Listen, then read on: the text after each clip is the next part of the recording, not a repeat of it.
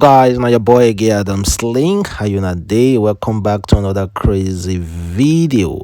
So, firstly, Ramadan Kareem to my fellow Muslim brothers and sisters. And this is day 2 of the fasting period. I pray God continue to accept our prayers and also accept our ibadah. So, guys, let's talk about some of the trending issues this morning, and I'm reporting live as at 6:30 on Sunday. Well, EFCC recently arrested Cubana chief priest on alleged money laundering tax fraud.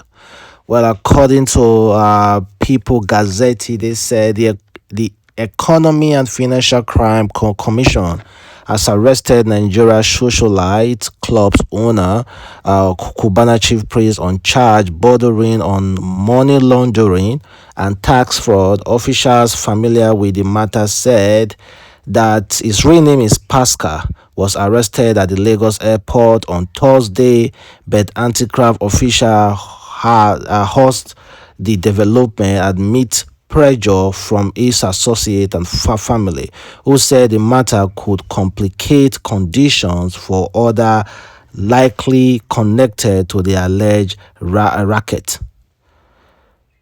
Cubana chief priest arrest has made it impossible for him to return his birthday greetings from his nearly 4 million Instagram followers. People Gazette understand, with only his wife being permitted to see him in custody. It was not immediately clear when he would be granted bail or the level of information officials had been able to squeeze from him as of Saturday night. The matter is still under investigation. Well, guys, he was arrested at the airport yesterday night, and as we speak, he's still there, and only his wife is permitted to visit him. So, recently, about 3 months ago, or few weeks ago, let me use the word few weeks, Cubana was arrested. Obi Cubana, the main Cubana, was arrested, and of course also released. He stayed with EFCC for some couple of days, also released. Then later on, Abakari, that was kind of like leaked to Cubana, was arrested, and that one is still facing the rot. So let's see what will happen, though. We do not know what they are the information they are trying to get from him. I do not know if they are using it to know this big man of a thing. I think they might be fighting each other secretly with police, EFCC, and the security forces in Nigeria. So let's see what will happen. No wonder yesterday when Cubana has not posted anything about Davido crisis and all the rest. So, well, let's still hope that he will be released soon if he is not guilty of anything. So, are you guys ready? Because tonight is Grammy. Tonight, guys, is Grammy. And Davido, sorry, I'm using the word Davido, Wizkid will definitely, I do not know, but people are already like very, very hopeful for Wizkid to bring home a Grammy award. This will be the first time, if Wizkid wins this award, this will be the first time Wizkid is winning his own award. Wizkid has won an award before, but not like his own award. So hopefully Wizkid will be able to do this this time. And his baby mama and let me say his girlfriend or wife to be, Jada, is already really talking about this online. Yesterday she tweeted, she said, "When dreams turn into reality, I hope God will hear this one." She was responding to someone post who said, "Last night I dreamt that Wizkid won 2 Grammy Awards on Sunday, and he gave a shout out to Jada and Wizkid FC on stage. Can't wait for the moment." So someone dreamt that Wizkid won 2 Grammy Awards today and gave a shout out to his baby mama Jada and to Wizkid FC. So let's see, though. Wizkid is currently as we speak performing at a festival. So I'm still very hopeful that Wizkid can win an award because I think he truly deserves it. We would have been able to win a lot of Grammy awards years ago, but because of it's just a gradual process. So Burna Boy was the first person to win award. Then I think Davido should be the next.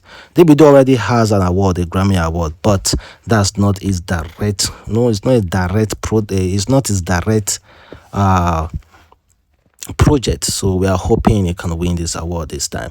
And we already saw what happened between Davido, Wizkid, Burna Boy, and Davido saying that it seems like the whole music industry, African music industry, most especially Nigerian music industry, is against him. And by then, on following people like Wizkid again and on following 2face Idibia, it has been established that 2face Idibia has never acknowledge Davido's achievements, but on numerous occasions, 2face Idibia has given a lot of props and a lot of respect to people like Wizkid and Burna Boy. But when it comes to Davido, he never acknowledged Davido's achievement. And Davido fan brought that to his knowledge yesterday, and he felt like, you know what, 2face is a fake person, so he quickly unfollowed 2face. And a few days ago, he followed Wizkid.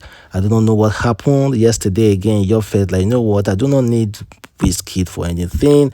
Wizkid is a bad vibe. Then you followed Wizkid as well. Then that was when he said the whole industry is against him. He's fighting against the whole industry.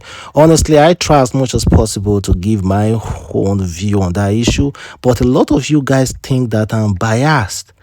I am not biased. I'm trying so hard to talk what's in my mind. This is a platform where we are allowed to express ourselves within the rules and regulations. You understand what I mean? So we can talk, and you say your own and I say my own. I feel like Davido is overdoing it. It's not as if anybody is against him. You are the one bringing into everybody knowledge. I think there are certain things Davido should just ignore. After all, he's using his influence or whatsoever. He's making a lot of money for himself and it's making us proud. So we don't need that kind of bad vibe saying that people are against you.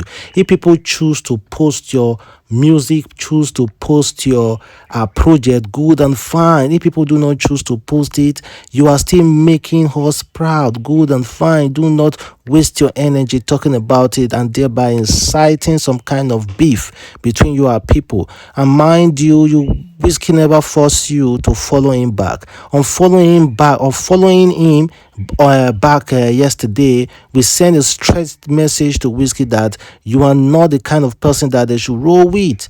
Come on, man. Come on. I think Davido should get to that level where he be like, you know what, I do not care about social media anymore. I do not care what people like me or not. If I see Wizkid, I will still hug Wizkid and be like, hey, I love your work, bro. Let's just be mutual respect. And if I see Tubaba, I will still say, oh, I love your work, bro. Let it be a mutual respect. And then you are still continuing being blessed. Davido is continuing being blessed. So I do not know where this energy is coming from. So guys, let's move past that, and I hope they can be able to sort their whole thing out as well. Well, let's talk about some stuff. This one happened in South Africa, though, is quite a crazy one. And our mother was arrested alongside our 14 years old son. So according to someone who posted this, he said this woman and our 14 years old son beat to death a 16 years old niece who was visiting them in Sakane for Taviton. She hired people to dig a hole with the premise that she want to install a JoJo tank. She paid the men for digging the hole, then buried the corpse of the niece. Can you imagine? The 40-year-old boy called his uncle in KZA to inform him about the incident. On 16/03/2022, the aunt went to the Taskent police station to report her niece as missing, and missing person case was opened. Can you imagine? This woman just beat her niece to death, and they reported it to the police like as a missing person. Oh God. Oh God. Can you imagine, guys? Can you just imagine? So let's see what will happen though. And here is a Nigerian who was recently extorted. I myself have gone through this before, but I was not extorted. I was able to avert that particular incident because of where I work, because of the way I compose myself, and because of how I was strictly talking that I won't give any damn bribe. In Abuja, I was kind of like almost extorted by policemen in unregistered vehicle. Sorry, unpainted police vehicle. So this guy said, I came back to Nigeria February, and yesterday I was extorted of $504, that is 292k, from the Nigeria Police Force Intelligence Bureau along Oshobo Road. They stopped us, me, dad, and two of my brothers, collected our phone and vehicle particulars. They searched through and saw Binance app on my phone with 800 USD in it, which is for the payment of my school fees in Cyprus. I was to send the USDT to a friend in Cyprus to help change to euro so he can pay on my behalf.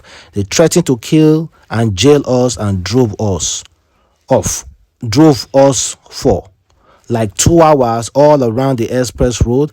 I managed to snap their plate number. Twitter people, please help me recover my school fees, ROT and like till it gets to appropriate people. So thank God he was able to like snap the plate number. The plate number I think is RL775. Then the last number it's not that clear. It's not that clear. So a lot of people are passing through this. It's not as if it's a new thing. It's not a new thing, that guys. We are all passing through this, and it's high time we start talking. So guys, I think I'm gonna let you go and rest now.